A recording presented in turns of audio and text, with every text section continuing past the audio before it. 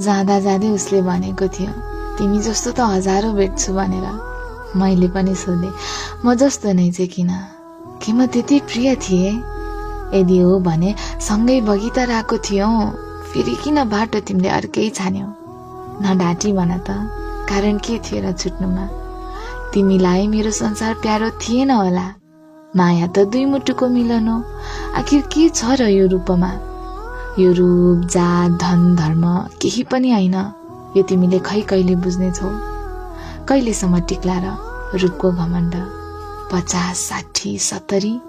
त्यसपछि त ओइलाइन छ नि, झर्न लाग्या फूलसरी। अब अहिले यो कुरा गरेर नि के पाउनु? फर्किँदैनौ तिमी, मलाई थाहा छ।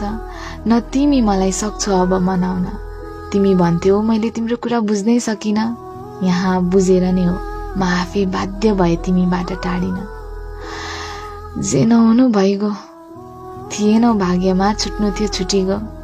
थिएनौ हातको रेखामा, कुरा अनुसार ज्योतिषको। सक्दो प्रयास गरेकै हो तिमीमा, अब टुट्नु थियो मुटु टुटिगयो। म तिमीलाई खुसी देख्न चाहन्छु, त्यसैले अब म जस्तो चाहिँ नरोज्नु है। किन फेरि फेरि एउटै गल्ती दोहोर्याउनु? त्यसैले अब अरूमा पनि मलाई चाहिँ नखोज्नु है। जाँदा जाँदै तिमीले भनेकै थियौ, तिमी जस्तो त हजारौं भेट्छु भनेर। भन, म जस्तो नै चाहिँ किन?